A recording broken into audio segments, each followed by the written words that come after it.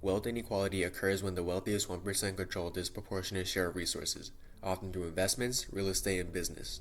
This concentration of wealth reduces consumer spending, weakens economic growth, and limits funding for essential public services like education and healthcare. It also worsens political inequality as the wealthy influence policies to protect their interests, preserving the cycle of inequality and further minimizing underrepresented communities. The U.S. news article, The Rich and the Rest, states how the top 1% has a great share of wealth, deepening inequality. It highlights how policies and tax systems favor the wealthy, leaving the middle and lower classes with stagnant wages and fewer opportunities, leading to widespread social and economic impacts. As poverty deepens and economic mobility declines, societal bonds erode, and trust and intuitions waver, threatening long-term stability. Inequality suppresses innovation as fewer people have access to resources and opportunities needed to contribute to economic and social progress. Addressing wealth inequality requires progressive taxation, fair wage policies, and increased investment in public services to create equitable opportunities for all and foster a more inclusive and sustainable future. When resources are distributed more equitably, more individuals can participate fully in the economy, leading to increased productivity and innovation. A balanced economy also strengthens togetherness, building trust and collaboration across communities. By addressing the root cause of inequality, such as unfair tax systems, stagnant wages, and inadequate public funding, societies can build a foundation where wealth is shared and every individual has a fair chance to succeed. In doing so, we create a future that is not only more just, but also more resilient and sustainable. Americans have the wrong perception of welfare and poverty, but it's not their fault. A survey of public knowledge of welfare reform and the federal budget created by Kaiser Family Foundation, a nonprofit organization, recorded major misconceptions about welfare and the welfare budgets. 56% of Americans believe that the welfare systems are doing more harm than good, as it encourages the breakup of family and discourages work. 64% of Americans believe that the country spends too much on welfare. These numbers are justifiable as the public was shown unreliable data through a flawed system, manipulating Americans into a different perception of the effectiveness of these programs. The United States of America's official poverty measurement is flawed. The official poverty measurement is determined by a comparison of a family's pre-tax income against a poverty threshold. The poverty threshold is calculated by using the cost of a minimum food diet and multiplying it by 3 and adjusting for inflation. What it does not take into account is cost of living and necessary expenses beyond food in modern society. Do Americans really spend 1/3 of their income on food? Additionally, the official poverty measurement does not take into account certain governmental incomes or welfare, including refundable tax credits and food stamps, skewing the effectiveness of welfare. Other sources of publication also argue against the disparity between the measures of poverty. The Wall Street Journal takes this into account while also addressing the welfare budget raises during COVID. After the popular COVID welfare systems were introduced, it promoted a greater public interest in these systems. Post-COVID studies, specifically from Pew Research Center, showed an improvement in public opinion. A survey published in 2024 recorded an improvement in Americans' views on welfare, as 30% of Americans believe the government's provided the correct amount of assistance, and 27% of Americans believe that the government should provide less assistance. This is a drastic change from the previous 64% of Americans that believed that the government was spending too much on welfare. Now, this was after the initial publication of the Supplemental Poverty Measurement in 2011 and its revision in 2021. The Supplemental Poverty Measurement records governmental assistance in its calculations, also adapting for cost of living in certain states. Now, changing the public opinion on welfare and reducing negative stigma is essential for the creation of a more effective welfare system, as more people are willing to make the change to help others. The welfare programs in the U.S. are the Supplemental Nutrition Assistance Program, Temporary Assistance for Needy Families, Earned Income Tax Credit, Medicaid, Pell Grants, Housing Assistance, and Supplemental Security Income. One of the first programs that we looked deeper into was the Supplemental Nutrition Assistance Program, also known as SNAP, which is one of the largest welfare programs in the United States. It is an electronic government benefit through an electronic benefit transfer card, providing low-income individuals and households to purchase food items.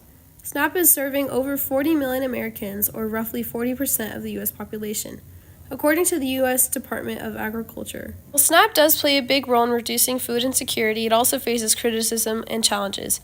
Its strict eligibility requirements and inaccurate administrative procedures are frequently a topic or a debate. To qualify, people have to meet asset thresholds. This can exclude houses in need. Additionally, fraud and abuse through rare with an estimated fraud rate of 1 to 2% have led to public scrutiny. Despite these concerns, SNAP has shown to stimulate local economies, as benefits are spent more quickly and directly to communities, supporting retailers and food procedures. However, this program continues to be debated for its costs, work requirements, and efforts to reduce poverty. Another program is the Temporary Assistance for Needy Families, which provides cash assistance and services to low-income families, aiming to promote self-sufficiency through education, job training, and employment support. While the TANF does face significant challenges, one of its most notable issues is the benefit cliff, where small increases in income from work can lead to sudden loss in benefits, leaving families worse off financially. This discourse work undermines economic stability and limits career growth. Additionally, TANF funding has not kept pace with inflation, leading to declining real value of benefits over time. According to the Center on Budget and Policy Priorities, in most states, TANF cash assistance benefits are below 30% of the federal poverty line, making it difficult for families to meet basic needs. This overlap in federal programs highlights insufficiencies in how resources are used. For example, the Government Accountability Office found that 44 or 47 employment training programs overlapped, spending $18 billion on services. Similarly, in 2008, the federal government spent over $62.5 billion on 18 different food assistance programs.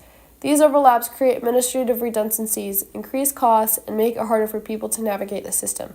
Experts suggest streamlining programs to reduce duplication, improve coordination, and ensure resources are used effectively to meet public needs.